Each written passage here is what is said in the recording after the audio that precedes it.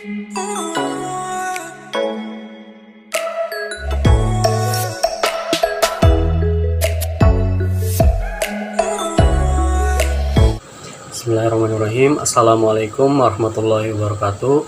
Kami dari kelompok 10, pada kesempatan kali ini kami akan mempresentasikan hasil dari diskusi kami mengenai analisis wacana. Adapun anggota dari kelompok kami terdiri dari Ajeng Bendaningrat, Aji Jailani, dan Siti Nur Khalifah. Oke, langsung saja. Yang pertama yaitu ada pengertian wacana. Definisi kerja memandang wacana adalah penggunaan bahasa untuk menggambarkan realitas. Maka menurut definisi kerja ini, wacana dibedakan menjadi dua jenis. Yang pertama yaitu discourse D kecil, yang melihat penggunaan bahasa pada tempatnya on-site untuk memerankan kegiatan pandangan dan identitas atas dasar-dasar linguistik. Biasanya discourse ini menjadi perhatian para ahli bahasa, linguis or sociolinguis. Yang kedua yaitu discourse D besar, yang mencoba merangkaikan unsur linguistik pada discourse dengan D kecil bersama-sama dengan unsur non-linguistik, non-language stuff, untuk memerankan kegiatan pandangan dan identitas. Bentuk non-language stuff ini dapat berupa kepentingan ideologi, politik, dan ekonomi. Kemudian ada juga pendidikan. Komponen ini juga yang membedakan cara bereaksi, berinteraksi, berpapasan, kepercayaan, dan penilaian. Analisis wacana, discourse analysis, dapat didefinisikan sebagai ilmu yang mengkaji organisasi bahasa secara utuh di atas tingkat kalimat atau klausa. Karena itu, analisis wacana mengkaji satuan-satuan kebahasaan yang lebih besar, seperti percakapan teks, tertulis, dan pemakaian bahasa dalam konteks sosial, termasuk interaksi di antara penurut bahasa. Selanjutnya yaitu ada tujuan analisis wacana. Tujuan analisis wacana adalah untuk mengungkap yang pertama yaitu struktur wacana, yang kedua yaitu komponen pembentuk wacana, yang ketiga yaitu isi wacana, yang keempat yaitu ragam bahasa dalam wacana, yang kelima yaitu tindak tutur dalam wacana, dan yang terakhir yaitu gaya bahasa dalam wacana. Oke, selanjutnya yaitu ada bentuk wacana. Yang pertama yaitu ada teks. Teks ini merupakan bentuk wacana dalam wujud tulisan atau grafis, misalnya berita, artikel, opini, cerpen, dan sebagainya. Kemudian yang kedua yaitu ada talks. Talks ini merupakan bentuk wacana dalam wujud ucapan, misalkan rekaman, obrolan, pidato, dan sebagainya. Yang ketiga yaitu ada act. Act ini merupakan bentuk wacana dalam wujud tindakan, misalkan lakon drama, tarian, film, demonstrasi, dan sebagainya. Dan yang keempat yaitu ada artifak. Artifak ini merupakan bentuk wacana dalam wujud jejak, misalkan wujud bangunan, landscape, dan fashion, dan sebagainya. Oke, selanjutnya yaitu ada ruang lingkup analisis wacana. Ruang lingkup analisis wacana ini kurang lebih dibagi menjadi 4 bagian. Yang pertama yaitu berdasarkan penggunaan metode, dibagi menjadi 2 yaitu sintagmatis, menganalisis wacana dengan metode kebahasaan. Yang kedua yaitu paradigmatis, menganalisis wacana dengan memperhatikan tanda-tanda signs tertentu dalam sebuah wacana untuk menemukan makna keseluruhan. Yang kedua yaitu berdasarkan bentuk analisis. Ini dibagi menjadi 2 bagian yaitu linguistik, dengan membaca suatu naskah dengan memakai salah satu metode analisis. Yang kedua yaitu sosial, dengan menganalisis wacana dengan memakai satu atau lebih metode analisis wacana. Dan dibagi menjadi beberapa bagian. Yang pertama yaitu positivis, post-positivis, kritikal, konstruktivis, dan partisipatoris. Yang ketiga yaitu berdasarkan level analisis. Ini dibedakan menjadi 2 bagian. Yang pertama yaitu level naskah, dapat dalam bentuk teks, talk, act, dan artifak, baik secara sigmatis ataupun secara paradigmatik. Kemudian ada multi level. Ini dikenal dengan analisis wacana kritis, critical discourse analysis. Kemudian yang keempat yaitu berdasarkan bentuk atau wujud wacana, dapat dilakukan terhadap beragam bentuk wujud wacana, mulai dari tulisan, ucapan, tindakan, hingga peninggalan atau jejak, baik yang dimulai dalam media maupun di kehidupan sebenarnya. Saya Siti Nur Khalifah akan menjelaskan materi selanjutnya, yaitu fungsi analisis wacana. Yang pertama sebagai alat membaca. Analisis wacana digunakan untuk menafsirkan suatu wacana dengan memakai satu atau lebih metode. Analisis wacana tanpa dimaksudkan untuk dipertanggungjawabkan secara metodologis. Cara melakukannya dengan feeling diri sendiri, sehingga penafsirannya bisa sangat subjektif berdasarkan kehendak atau kemampuan pribadi penafsir. Yang kedua yaitu sebagai metode penelitian. Analisis wacana dilakukan dengan prinsip dan metode penelitian dan menuntut pertanggungjawaban ilmiah sebagai peneliti ilmiah lainnya. Dalam analisis wacana linguistik, dipertanggungjawaban ilmiah diselaraskan dengan metode penelitian yang berlaku pada kajian linguistik yang lebih humaniora. Selanjutnya yaitu ragam metode analisis wacana. Yang pertama ada ragam metode analisis naskah sintagmatis. Ini adalah tabelnya. Metode analisis sintagmatis yaitu terdapat kemiripan antara satu metode dengan metode lainnya dalam hal fokusnya pada analisis sintagmatis suatu naskah. Cara penerapannya pada dasarnya sama, yaitu membaca atau menafsirkan makna intrinsik dan ekstrinsik kalimat demi kalimat sebuah naskah dengan memperhatikan hubungan antar bagian dalam kalimat, paragraf, baik frase, baik yang bersifat menghubungkan, berlawanan, dan seterusnya. Analisis bersifat in situ dalam sebuah naskah. Tujuan dari metode analisis sintagmatis yaitu menangkap ide besar yang dikandung naskah tersebut. Selanjutnya yaitu metode analisis paradigmatis. Ini adalah ada tabel ragam metodenya. Selanjutnya yaitu cara penerapan dari metode analisis paradigmatis dengan cara menemukan bukti-bukti dalam naskah atau menunjukkan bagian-bagian dalam naskah sebagai temuan data untuk menjawab permasalahan penelitian. Selanjutnya yaitu ada analisis wacana kritis, yaitu peneliti menganalisis wacana pada level naskah berdasarkan sejarah dan konteks wacana tersebut. Analisis wacana atau CDA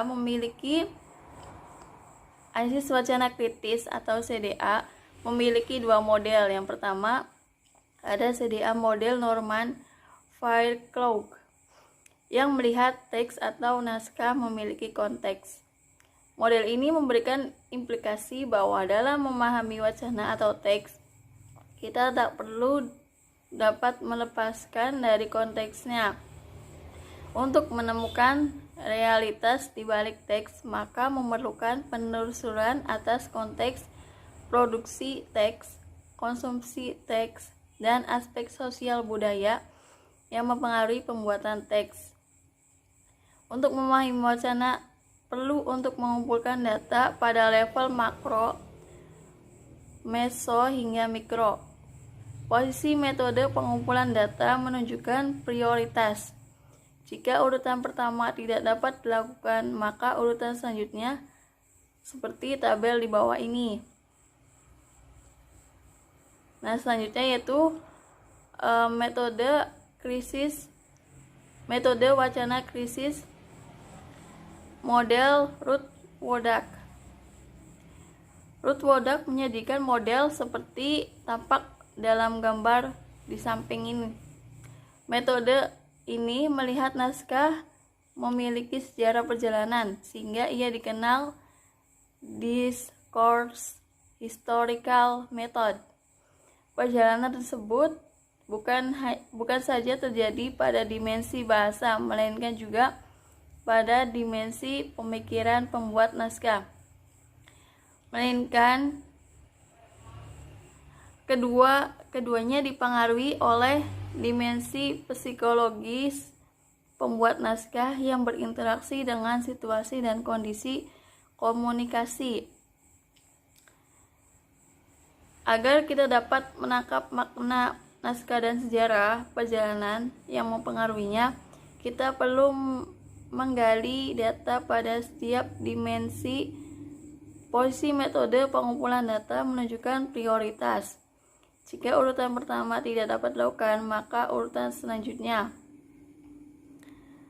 Sebagai perbandingan, dunia analisis naskah mengenai dua metode yang lebih kuantitatif, yaitu analisis isi dan analisis bibliometrika.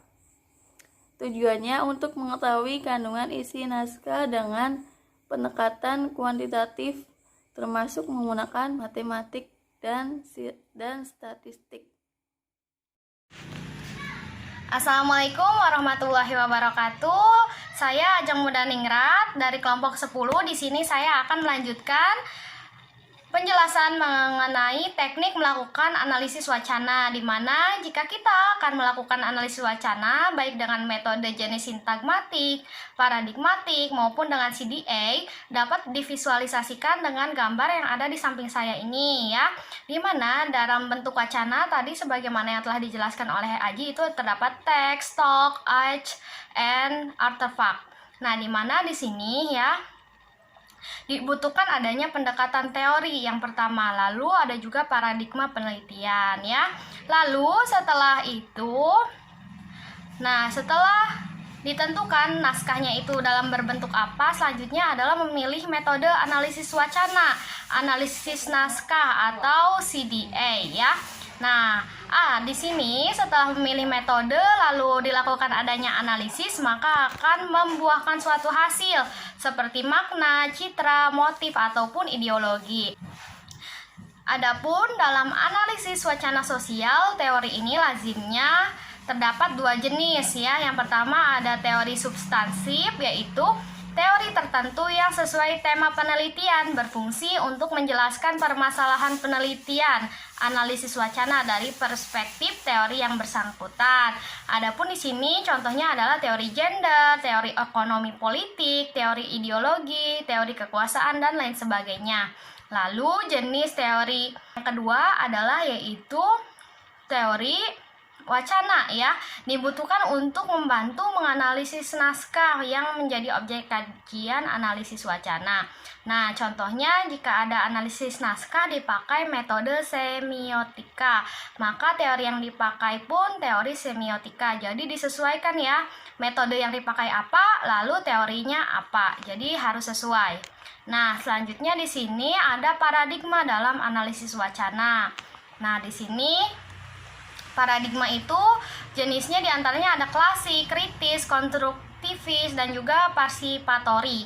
Nah, di mana di sini dalam paradigma itu dianalisis dengan yang pertama itu kriteria kualitas penelitiannya itu seperti apa di antara jenis-jenis yang telah tadi saya sebutkan. Lalu hubungan peneliti dengan naskah yang disampaikan itu bagaimana, di sini terdapat ya, telah saya paparkan di dalam tabel. Lalu jenis data yang dihimpun itu seperti apa, dan juga teknik pengumpulan data pada setiap jenis paradigma ini berbeda-beda ini. Lalu selanjutnya selain teknik pengumpulan data juga ada cara melaporkan data. Cara melaporkan datanya seperti apa? Di sini sudah lengkap di dalam tabel ya. Nah, lalu di sini selanjutnya ada langkah-langkah dalam melakukan analisis wacana. Di sini terdapat adanya 7 langkah. Yang pertama itu memilih salah satu atau serangkaian naskah yang akan dianalisis. Lalu misalkan berita tentang hilangnya pupuk menjelang musim tanam. Nah, misalnya itu ya beritanya ya. Lalu langkah yang kedua ialah menggunakan teori substansif yang dianggap relevan dengan permasalahan penelitian. Dalam kasus hilangnya pupuk tersebut, kita akan gunakan misalnya adalah teori hegemoni. Lalu langkah yang ketiga ialah pakailah teori wacana yang sejalan dengan metode analisis wacana yang digunakan ya. Misalnya pada level metode akan digunakan semiotika sosial, maka level teori wacananya adalah teori semiotika dan semiotika sosial. Lalu langkah yang keempat adalah memilih paradigma penelitian yang akan digunakan. Yang harus diperhatikan adalah teori substansifnya. Jika teori itu merupakan bagian dari teori kritik, maka pakailah paradigma kritik ya. Jadi teori harus sesuai dengan paradigmanya. Kalau misalkan tadi teorinya kritik, maka paradigmanya pun harus kritik. Nah, selanjutnya langkah yang kelima, tetapkan tipe analisis wacana apa yang akan digunakan. Apakah pada level naskah saja atau hendak memakai CDA? Di mana di sini pada CDA kan terdapat dua gaya, yaitu gaya Fairlock dan juga Wodak ya. Nah, lalu langkah yang keenam, jika semuanya telah ditetapkan dan dipandang sudah cocok, di mana sudah cocok ini dalam artian itu saling menguatkan, tidak bertentangan satu sama lain. Lalu selanjutnya adalah bacalah naskah dengan metode analisis wacana dan berikan arti atau maknanya. Dan selanjutnya langkah yang ketujuh adalah tafsirkan hasil analisis tersebut dengan teori hegemoni dengan cara berpikir paradigma kritikal, kemudian tarik kesimpulan serta implikasi dari hasil analisis dari wacana tersebut. Nah, selanjutnya apakah ada alat bantu melakukan analisis wacana? Nah, di sini ya ada, ya berarti ada alat bantu untuk melakukan analisis wacana dengan pendekatan linguistik ataupun sosial agar tujuannya itu lebih mudah dan juga pada pelakuan analisis ini menjadi lebih mendalam. Nah, sebelumnya di sini ada dua langkah. Yang pertama itu sebelum melakukan analisis wacana sebaiknya dipahami secara seksama proses terjadinya suatu wacana sebagaimana tabel di atas ya, mengenai proses analisis wacana sebagai metode penelitian sosial. Lalu langkah yang kedua adalah sebelum atau ketika melakukan analisis wacana sebaiknya dibantu dengan teori linguistik atau teori makna. Antara lain di sini terbagi menjadi 5, yaitu ada teori bahasa, teori segitiga makna, layout argumen, formula larutan, dan juga analisis pentat. Nah, yuk kita bahas satu persatu. Yang pertama di sini ada teori bahasa. Nah, di antara teori bahasa yang sebaiknya dipahami adalah penciptaan diskurs, di mana pandangan Gill dan juga Wiman tentang hubungan bahasa dengan penciptaan realitas, diskurs. Bahasa tidak hanya dapat mencerminkan realitas, tapi menciptakan realitas. Nah, sebagaimana terdapat di sini gambar hubungan antara bahasa, realitas, dan juga budaya, ya. Di sini ada pembuatan realita, ya, lalu melakukan atau melewati bahasa, ya, penciptaan bahasa, lalu terciptanya juga realitas. Jadi di sini tidak hanya mencerminkan realitas, namun bisa menciptakan realita tersebut ya. Nah, lalu selanjutnya di sini ada yang kedua itu teori segitiga makna. Di sini pasti teori tersebut atau langkahnya tersebut mencerminkan bentuk segitiga. Di mana penguasaan teori makna sangat penting untuk membantu menafsirkan tanda dalam bahasa naskah. Nah, selanjutnya di sini yang ketiga itu ada layout argumen. Di mana dari Stephen Toulmin penggunaan simbol Warren itu memiliki latar belakang ground guna mencapai suatu tujuan klaim. Teori ini sangat relevan dengan diskurs atau di sini penggunaannya adalah D besar dan berguna dalam menafsirkan mengenai adanya kepentingan di balik naskah. Jadi di sini Warren yaitu yang dalam segitiga itu yang sudut lancip atas memiliki latar belakang ground. Jadi si Warren ini punya latar belakang ground untuk mencapai si klaim atau tujuan tersebut. Nah, lalu yang keempat di sini ada formula larutan, memiliki lambang rujukan guna mencapai suatu tujuan, bermanfaat untuk mengetahui adanya kepentingan naskah. Nah, di sini juga ya seperti tadi yang ketiga yaitu lambang memiliki rujukan untuk mencapai tujuan. Lalu yang kelima ini ada analisis pentat dengan pemikiran Ken Burke bahwa penggunaan suatu simbol H memiliki latar belakang scan, pelaksana agen dan media atau alat agensi dalam rangka mencapai suatu tujuan tertentu atau purpose. Nah, selanjutnya di sini ada contoh penerapan analisis wacana. di mana hasil penerapan analisis naskah paradigmatik dengan semiotika sosial dan berparadigma kritikal serta teori hegemoni atas pemberian tentang hilangnya pupuk di pasaran.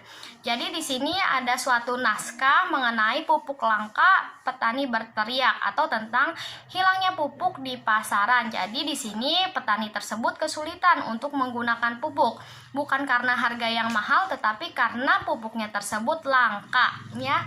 Nah, selanjutnya pada slide ini saya juga memaparkan mengenai hasil analisis wacana dengan semiotika sosial terhadap naskah berita tersebut. Nah, di mana di sini yang diamati adalah yang pertama itu ada medan wacana. Di sini Desa Unggul Harjo langganan kelangkaan pupuk. Jadi setiap musim tanam pupuk itu hilang di desa ini. Jadi maknanya adalah kelangkaan pupuk, seperti ada unsur kesengajaan. Lalu yang kedua pelibat wacana, berarti ini tokohnya ada siapa saja. Lalu ada sasaran wacana, di mana di sini adalah pupuk menghilang secepat kilat. Ada permainan, ada konspirasi, sama saja dengan membunuh kehidupan masyarakat di desa ini. Nah, di mana di sini maknanya adalah kelangkaan pupuk melibatkan pihak tertentu yang bermaksud mengganggu Desa Unggul Harjo. Nah, di mana interpretasinya adalah kelangkaan pupuk di Unggul Harjo ada unsur kesengajaan dan melibatkan orang-orang tertentu di luar desa, mengingat desa ini sebagai penghasil padi yang terkenal sehingga diperlukan tindakan tegas. Lalu hasil analisis menunjukkan suara kebenaran, yaitu percaya adanya persekongkolan atau hegemoni ya di sini ya dari pihak-pihak tertentu atas hilangnya pupuk di pasaran dan terancamnya nasib petani. Nah, suara kebenaran memperlihatkan sikap pemihakannya dan komitmen pada petani. Begitulah secara kritikal hasil analisis pada level naskah menjadi petunjuk untuk menemukan adanya kekuatan atau power yang dimiliki media sebagai alat perjuangan melawan kelas penindas. Nah, selain itu di sini pula ada contoh instrumen pengumpulan data analisis wacana. Di sini saya mengambil contoh instrumennya itu pada jurnal Bioeducation volume 2 nomor 1 tahun 2017.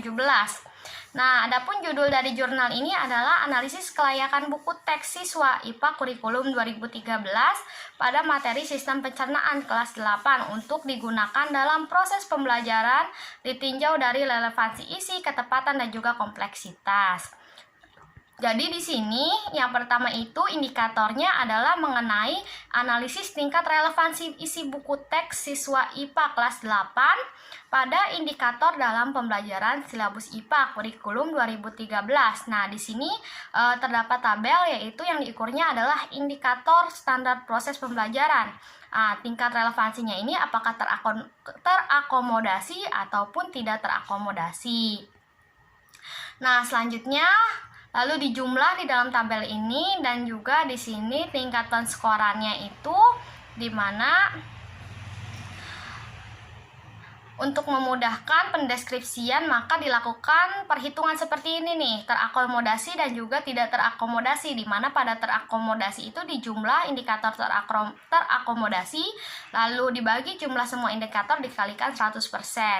Lalu di sini juga sama halnya pada tidak terakomodasi, jumlahnya berapa dibagi jumlah semua indikator dikalikan 100%. Lalu yang kedua, di sini ada analisis tingkat ketepatan konsep buku teks siswa IPA kelas 8 pada indikator dalam pembelajaran silabus IPA kurikulum 2013 dalam tabel ya. Di sini yang pertama itu di dalam tabel ada nomor, laber konsep, lalu ada ketepatan konsep. Nah, di sini apakah memadai, kurang atribut atau tidak dituntut dalam indikator pembelajaran. Nah, tingkat ketepatan konsep kemudian dijumlahkan untuk memudahkan pendeskripsian. Adapun persentase tingkat ketepatan konsep dirumuskan sebagai berikut. Jadi di sini sama halnya yaitu ada memadai, kurang atribut dan juga tidak dituntut. Di mana di sini dijumlahkan konsep yang memadai, kurang atribut dan juga tidak dituntutnya dibagi jumlah semua konsep dan dikalikan 100%. Nah, selanjutnya di sini ada analisis wacana materi subjek buku teks siswa IPA kurikulum 2013 pada materi sistem pencernaan kelas 8 dalam tabel berikut. Nah, di sini dalam tabelnya itu terdapat kandungan pedagogi buku teks, yaitu terdapat indikator dan juga uraian konsep, di mana yang diperhitungkan di sini ada proposisi mikro 1 dan proposisi makro. Nah, selanjutnya di sini analisis buku teks IPA kurikulum 2013 pada materi sistem pencernaan kelas 8 berdasarkan penyajian motif dalam tabel berikut nih. Lalu di sini dalam tabelnya ada bab seberapa, uraian teks, materi subbab, lalu penyajian motif apakah informing, eliciting, dan juga directing. Nah, hasil analisis wacana ini menjadi model representasi teks yang mirip dengan outline. Kompleksitas kedalaman suatu materi diketahui pada proporsi dengan tingkat abstraksi tinggi dinyatakan dengan P, proporsi makro, dan proporsi tingkat abstraksi rendah dilambangkan dengan X atau proporsi mikro. Lalu untuk menjaga objektivitas analisis wacana di sini dapat dilakukan dengan 3 langkah, yaitu yang pertama, objektivitas hasil penelitian analisis wacana terletak pada konsistensi peneliti, mengaplikasikan suatu pendekatan teori, paradigma, penelitian, dan jenis riset serta metode analisis wacana. Lalu selama peneliti mengacu sekuat tenaga pada peralatan riset dalam menjawab permasalahan dan membuktikan tulisan penelitian, maka risetnya dapat dikatakan objektif. Lalu selanjutnya adalah upaya untuk senantiasa konsisten dengan kriteria kualitas paradigma penelitian, pada gilirannya bagian usaha peneliti untuk menjaga validasi hasil penelitian analisis wacana sesuai paradigma masing-masing. Nah, di sini ada tipsnya, yaitu hindarilah opini pribadi dan selalu memakai kriteria kualitas paradigma penelitian dan karakter metode analisis wacana yang dipakai sebelum, selama, dan juga sesudah penelitian dilakukan.